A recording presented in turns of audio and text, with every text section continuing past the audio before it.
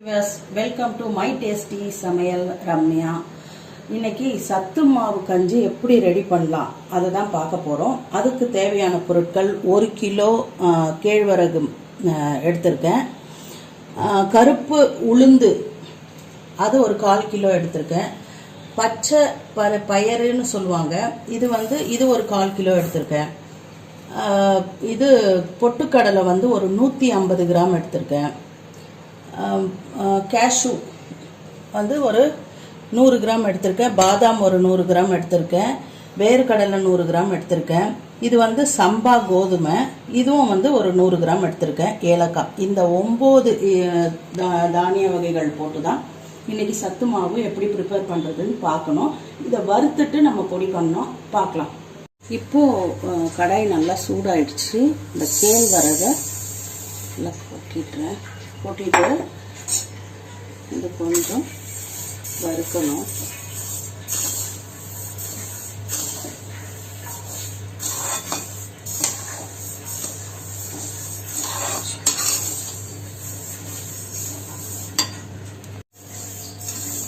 இப்போ கேழ்வரகு நல்லா வறுபட்டுடுச்சு.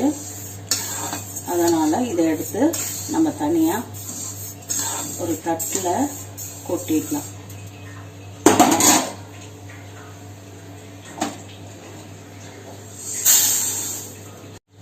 அடுத்து இந்த கருப்பு உளுந்து.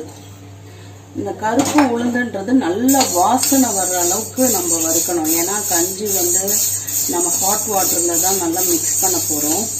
அப்போ குக் ஆகும். ஆனால் நம்ம இது நல்லா வறுத்தா ஒரு நல்ல ஃப்ளேவர் வரும்.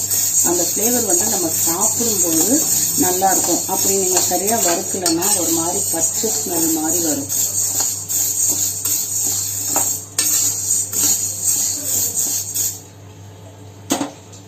நல்ல ஒரு வாசனை வருது.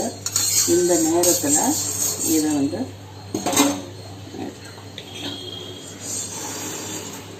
அடுத்தது பாசி பயிறு,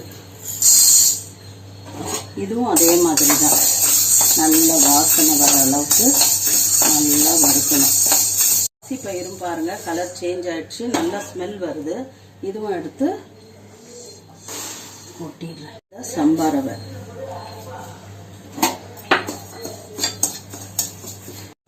இதுவும் கொஞ்சம் நல்ல ஸ்மெல் வருது.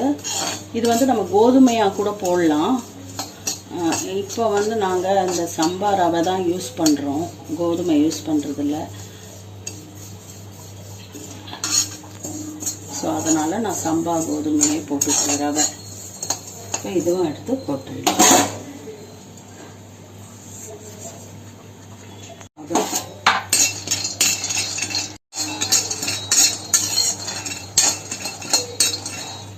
இதுலேயே நான் இந்த முந்திரியும் போட்டுக்கிறேன்.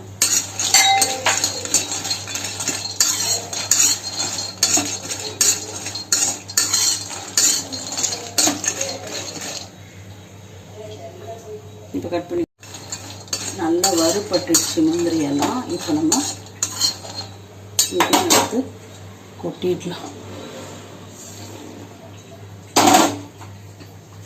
இப்போ இந்த வேர்க்கடலை,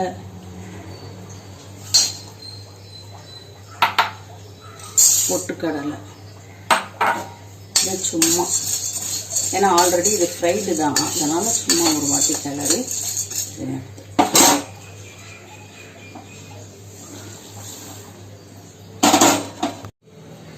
இப்போ நம்ம எல்லாமே வறுத்துட்டோம். சூடாக இருக்குது. அதனால் இப்படி ஒரு பிளேட்டில் கொட்டி ஃபேனுக்கு கீழே ஆற வச்சிடணும். இதுலேயே நம்ம இந்த ஏலக்காவும் போட்டுக்கலாம். இதெல்லாம் ஆற வச்சுட்டு ஒரு 1 hour அப்படியே இருக்கட்டும். அதுக்கப்புறம் நம்ம மிஷினில் கொடுத்து ட்ரை கிரைண்டிங் அரைச்சிட்டு அதுக்கப்புறமா திருப்பியும் ஆற வைக்கணும் இதே மாதிரி. அதுக்கப்புறம் ஒரு நல்ல ஒரு கண்டெய்னரில் போட்டு நம்ம இது ஸ்டோர் பண்ணி வச்சிட்டோன்னா அப்புறமா டெய்லி காலையில் குழந்தைங்களுக்கு பாலில் பண்ணி கொடுக்குறதானாலும் பாலில் கலந்து கொடுக்கலாம். அது நான் திருப்பி இன்னொரு வீடியோ நான் உங்களுக்கு போடுறேன். இன்னைக்கு இது மிஷினில் அரைச்சிட்டு நான் உங்களுக்கு காட்டுறேன். இந்த சத்து மாவு தானியெல்லாம் நான் ஃப்ரை பண்ண பார்த்தீங்களா, அதை ஆற வச்சுட்டு மிஷினில் கொடுத்து ட்ரை கிரைண்டிங் பண்ணியிருக்கேன். எப்படி இருக்குது பாருங்கள்.